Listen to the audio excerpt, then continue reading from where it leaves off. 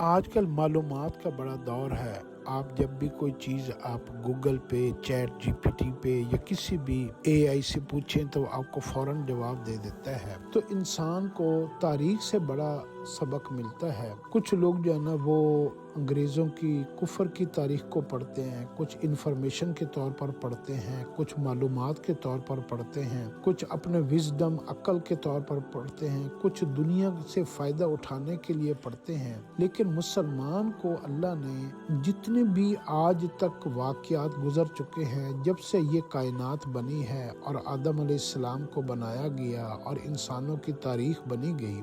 اللہ نے بھی ایک تاریخ، ایک ہسٹری کی تفصیل ہمیں بتائی ہے، اور وہ ہسٹری اللہ نے قرآن پاک میں بتائی ہے اور آپ صلی اللہ علیہ وسلم نے اس کی تفصیل بتائی ہے۔ اگر آپ قرآن پاک کے اندر غور کریں تو آپ کو انسانوں کی جو تاریخ میں سب سے بنیادی باتیں ملتی ہیں، وہ 2-3 باتیں اتنی اہم ہیں، اگر ہم ان کو اچھی طرح سمجھ لیں تو ہماری زندگی کا رخ ٹھیک ہو سکتا ہے۔ اور وہ یہ ہے کہ اللہ نے جب سے انسان کو تخلیق کیا، نبیوں کو بھیجا، انسانوں کی رہنمائی کے لیے اللہ پاک نے جتنے بھی انبیاء علیہ الصلوۃ والسلام کو بھیجا، کتابوں کو اتارا، صحیفوں کو اتارا، تو جس قوم نے، جس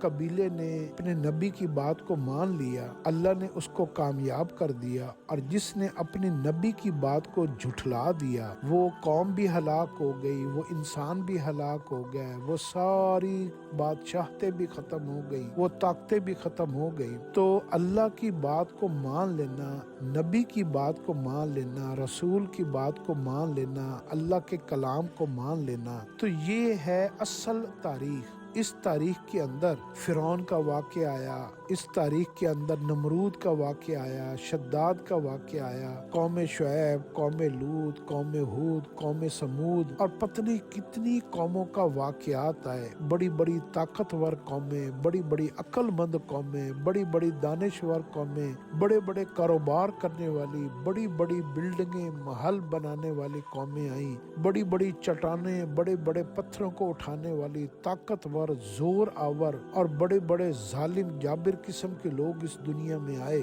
لیکن سارے جتنی بھی انسان اس دنیا میں آئے، جس نے اللہ اور اس کے رسولوں کی بات کو مان لیا، وہ کامیاب ہو گئے، اور جن لوگوں نے اپنی عقل کو اور اپنی من مرضی کو اور شیطان مردود کی تعلیمات کو اور اپنی خواہشات کی پیروی کی، تو وہ سارے کے ساری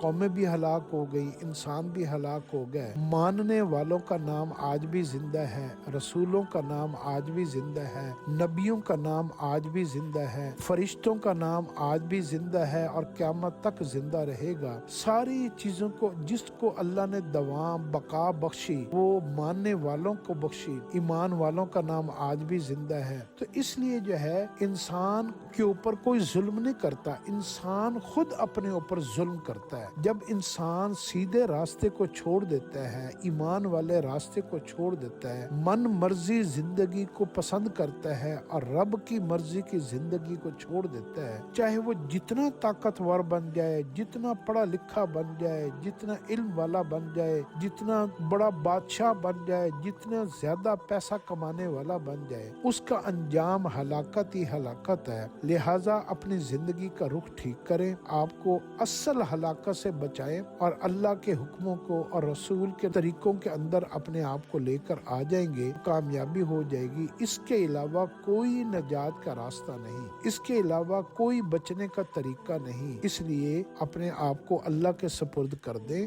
دین اسلام کے سپرد کر دیں، اپنے آپ کو اللہ کی پناہ میں دے دیں، دین اسلام کو اپنا رہبر اور اپنا ماوا ملجا بنا لیں، تو ہماری کامیابی ہے۔ اللہ ہمیں اس کی سمجھ عطا فرمائے۔